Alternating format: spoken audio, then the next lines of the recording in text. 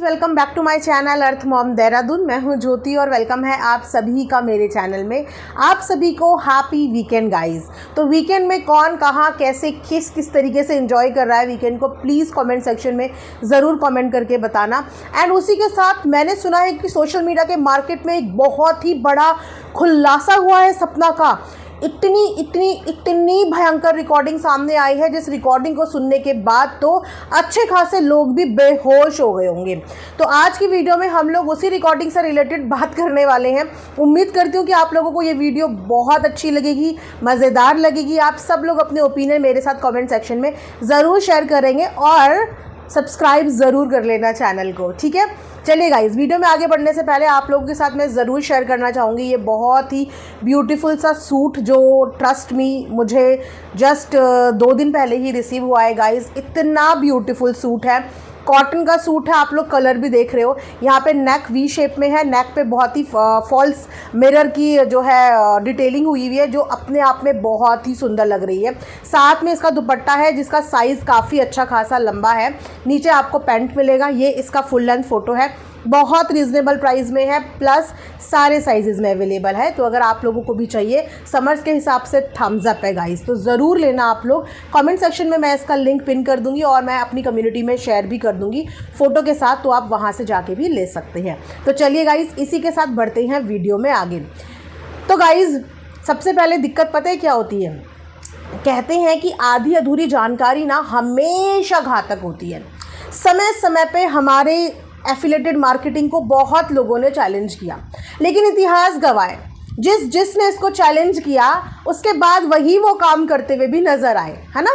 ये उसने दे दिया, ये उसने दे दिया। अरे थोड़ी सी रिसर्च करो, पढ़े लिखे हो और सोशल मीडिया पे काम करने का बहुत शौक है तो थोड़ी सी रिसर्च करो। जब थोड़ी सी रिसर्च और मेहनत करोगे ना, तो कल से आप भी यही करते हुए नज़र आओगे, राइट। लेकिन वो क्या होता है ना कि आधी अधूरी जानकारी के बेस पे जब किसी के लिए कुछ मिल नहीं रहा होता तो बस ये बोलना है, अरे इसने इसको ये दिला दिया, अरे इसने इसको ये दिला दिया। तो हमने भविष्य में भी आगे ये एलिगेशन सुनने ही है और हम पास्ट में भी ये सुन चुके हैं, और लगाने के बाद लोग यही काम, हमारा वाला यही काम करते हुए हमें समय समय पे नज़र भी आए हैं, ठीक है। तो अपनी ये जो सोच है, आधी अधूरी जानकारी है, ये अपने तक ही रखो, ठीक है।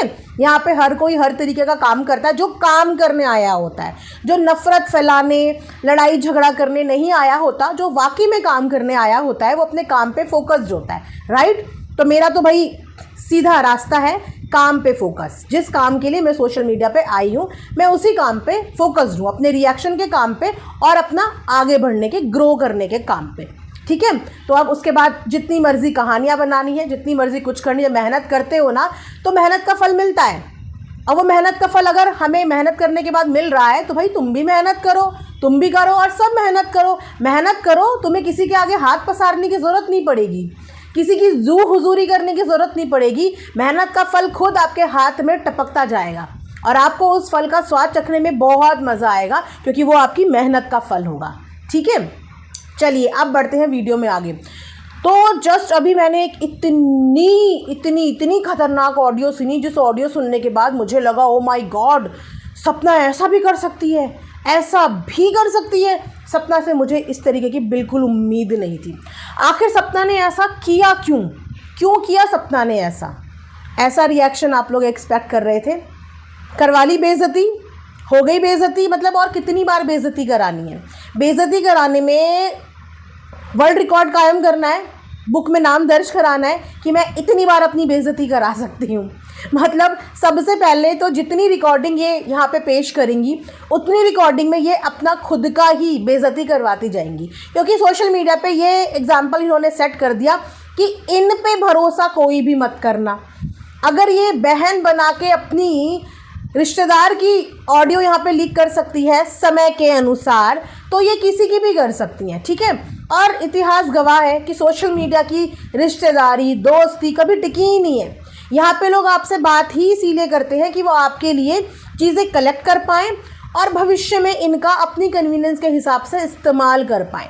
तो ये आप लोगों के लिए सबसे बड़ा सबक है कि यहाँ पे कभी भी किसी को अपना ना माने, कभी भी दुख में ये ना सोचे कि अगर हम दुख में किसी से दुखी होकर बातें कर रहे हैं तो वो हमारा दुख समझ रहा है। जी नहीं, वो पीछे से आपको रिकॉर्ड कर रहा है और आपके इसी दुख के पल को रिकॉर्ड करके कल की डेट में जब आप खुश हो जाओगे, लाइफ में मूव ऑन कर जाओगे, तो वो आपके इसी दुख के पल को सोशल मीडिया पे चिपका के व्यूज़ बटोरेगा।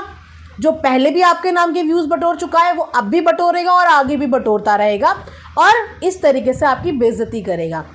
तो कभी भी अपने दिल की बात किसी से भी ऑन सोशल मीडिया शेयर ना करें, ठीक है। दूसरी चीज़, क्या था रिकॉर्डिंग में ऐसा, मतलब क्या था रिकॉर्डिंग में ऐसा, क्या नया था जो हमने पहले नहीं सुना और अब सुन के हम एकदम शॉक्ड हो जाएं, मतलब क्या था। साफ तौर पे उस रिकॉर्डिंग में वही चीज़ थी। इनफैक्ट इन्होंने ये रिकॉर्डिंग डाल के कहीं ना कहीं अपनी खुद की बेइज्जती करा दी है, राइट। कि एक इंसान तो डिप्रेशन में था ही, एक इंसान तो परेशान था ही, उसके घर में कलह कलेश तो चल ही रहे थे और ये आग में घी डालने का बराबर काम कर रही थी। मतलब हम तब मानते इनको समझदार जब कहीं पर ये हमें दिखती कि ये उसको समझा रही होती, उसको काम डाउन कर रही होती, लेकिन ये काम डाउन नहीं कर रही थी, ये उसको और ज़्यादा भड़का रही थी। ये तो हम सबको पता है, ये हम सबको पता है कि सपना ने ये सब चीज़ें सोशल मीडिया पे भी करी हैं। तो क्या नया हो गया कि उसने पीछे से जो चीज़ें करी हैं वो कुछ नया हो गया। जो एलिगेशन वो पीछे से बात कर रही है ये तो उसने ऑन सोशल मीडिया फ्रंट पूरी जनता के सामने भी लगाए हैं ना। तो इसमें क्या नया उसने लगाया।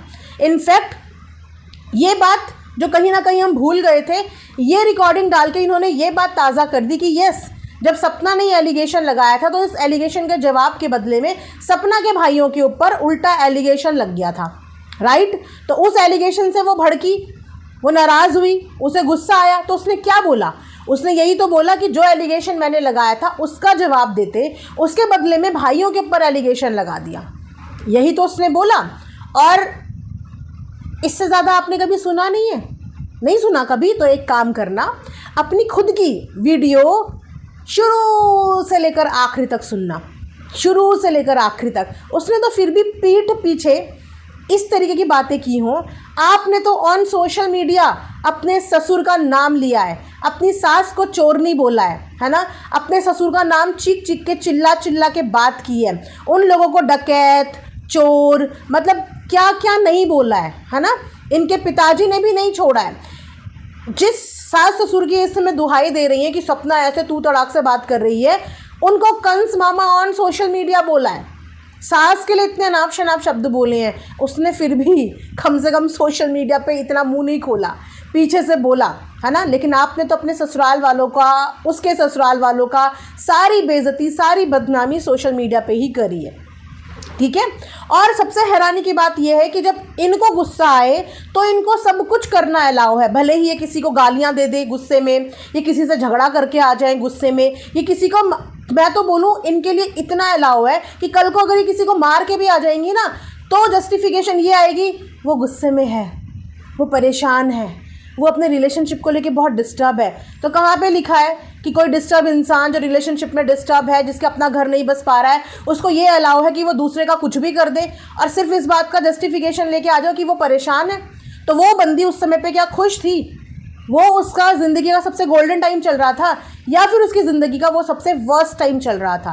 मैंने पहले भी बोला है, मैं अभी भी बोल रही हूँ कि अगर उस वक्त पे उसे कोई ऐसा इंसान मिल जाता ना जो उसको शांत करा पाता, उसको सही दिशा दिखा पाता, तो शायद वो लड़की बहुत पहले ही शांत हो जाती।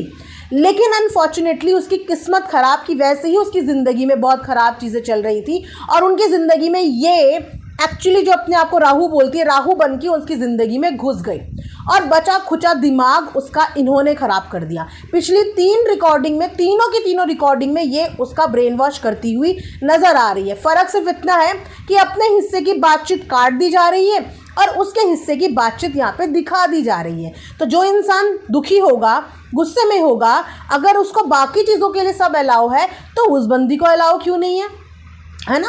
और वैसे भी ये बात तो वो अपनी सगी बहन से कर रही थी, जो बहन उस समय उसकी सुख दुख की साथी थी, जिस बहन ने तो ये तक बोल दिया था कि मैंने अपने चैनल पे सपना के नाम के जितने पैसे कमाए हैं मैं उसको वापस कर दूंगी। क्यों बहन जी? वापस कर दिया अपने सपना को, सपना के पैसे, उसके नाम से कमाए हुए पैसे आपने वापस कर दिए उसको, या उन्हीं पैसों को बिछा के आप बेड पे फ्लॉन्ट कर रही थी? वापस करे या नहीं करे? क्योंकि गाइस ये उसको पैसे वापस करने वाली थी, उसके नाम से कमाए हुए हर पैसे ये उसको देने वाली थी, है ना। तो सिर्फ मुंह से बोलने से, ऑडियंस की वाहवाही लूटने से कुछ नहीं होता। ये जितनी ऑडियो डालेंगी उतनी ऑडियो में ये खुद एक्सपोज होती चली जाएंगी, क्योंकि इन्होंने चीज़ों को संभालने की बजाय उनके घर के रिश्तों में और ज़्यादा आग लगाई। इसके अलावा मैं ये सोच रही हूँ कि अगर सपना इनके अलावा किसी इस समय पे जो सपना के हेटर्स हैं ना, अगर उनके भी कांटेक्ट में आ जाती तो आई एम श्योर कि वो लोग सपना को समझा के ठंडा कर देते और इस घर को जोड़ देते। लेकिन सपना की किस्मत ख़राब कि वो ऐसी औरत के पल्ले पड़ी जो औरत का पहले दिन से शिकार यही था कि इस परिवार को कैसे ख़त्म किया जाए, इस परिवार के रिश्ते कैसे तोड़े जाएं। एकमात्र एक बहू बची थी उस घर में जिसने ये बोला था, इन्हीं को मुंह तोड़ जवाब देते हुए बोला था कि मैं इनका बेटा हूँ। और शायद इनको उन्हीं दिन से इनसिक्योरिटी शुरू हो गई कि 2 बेटे चले गए, उसके बाद भी ये बहू कैसे बोल रही है सीना चौड़ा करके कि मैं इनका बेटा हूँ, मैं बेटा बन के इनका ख्याल रखूँगी। तो चलो भाई, इस बेटे को भी घर से बाहर करें, है ना। और उस नाजुक पल का फ़ायदा उठाया इन्होंने। उस नाजुक पल में कॉन्टैक्ट किया एक औरत जो उस समय पे फ्रस्ट्रेटेड थी, उसकी फ्रस्ट्रेशन पहले सुनी, उसके साथ फ्रस्ट्रेशन में कंट्रीब्यूट किया, उसको तरह तरह की राय दी, उसको तरह तरह के सजेशन दिए और उसकी साइड की रिकॉर्डिंग पे रिकॉर्डिंग इकट्ठी करती रही। तो इनकी कभी भी मंशा उससे बात करने की सही थी ही नहीं।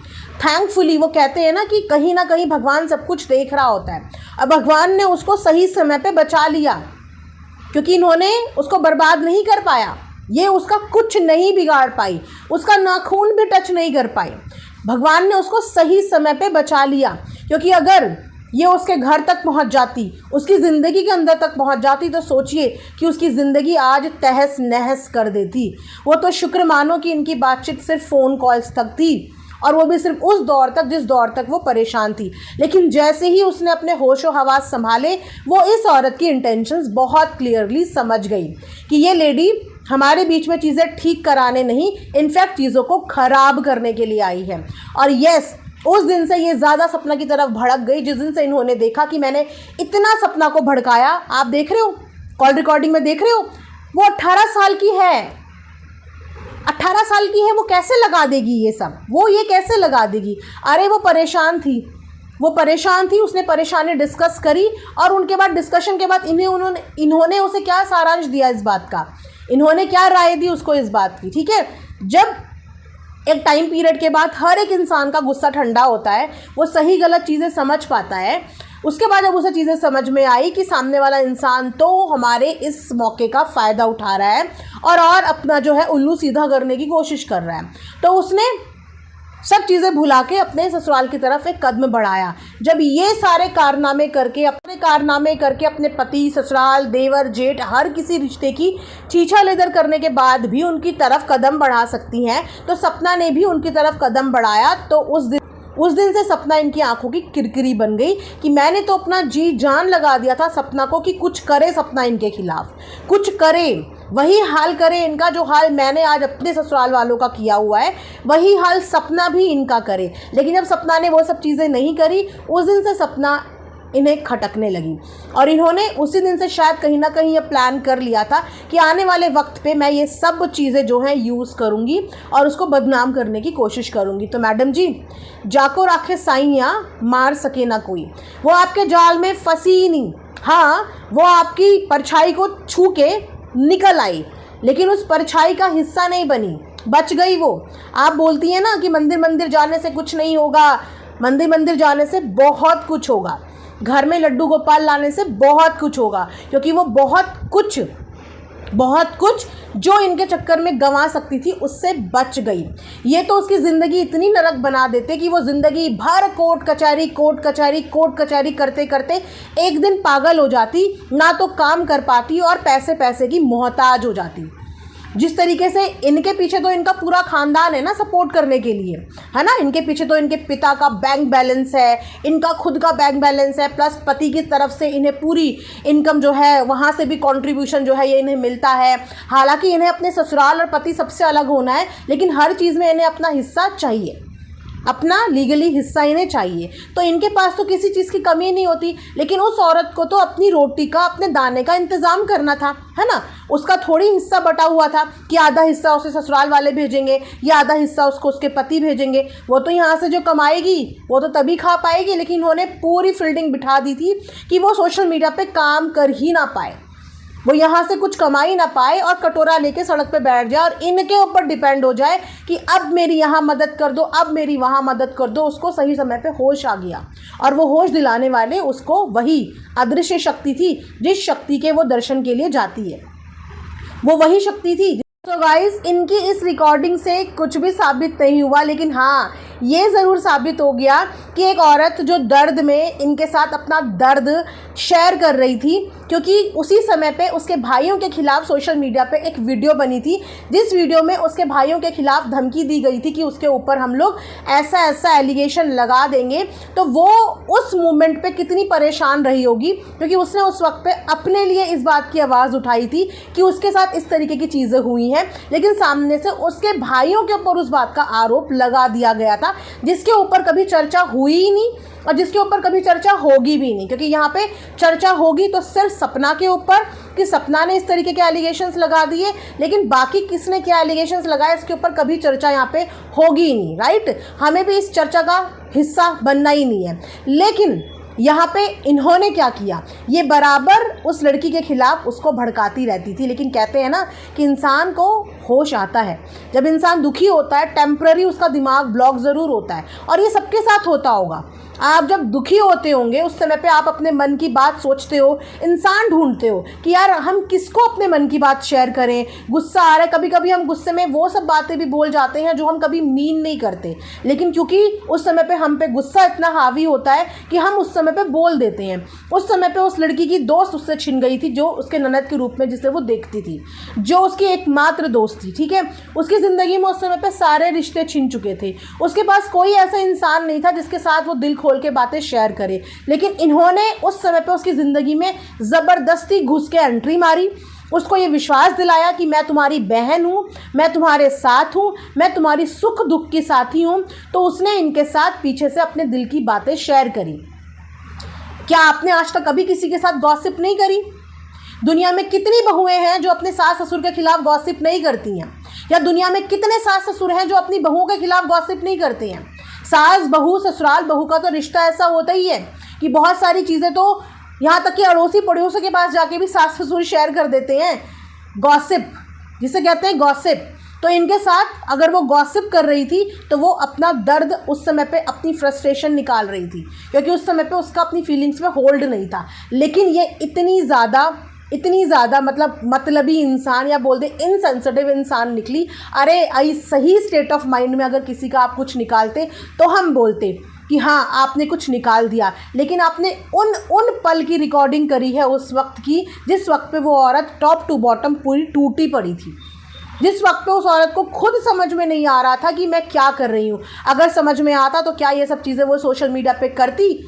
अगर उस समय पे उसे सही गलत की पहचान होती, उसका दिमाग चलता, चतुराई चलती उसके दिमाग में, तो वो ये सब चीज़ें नहीं करती।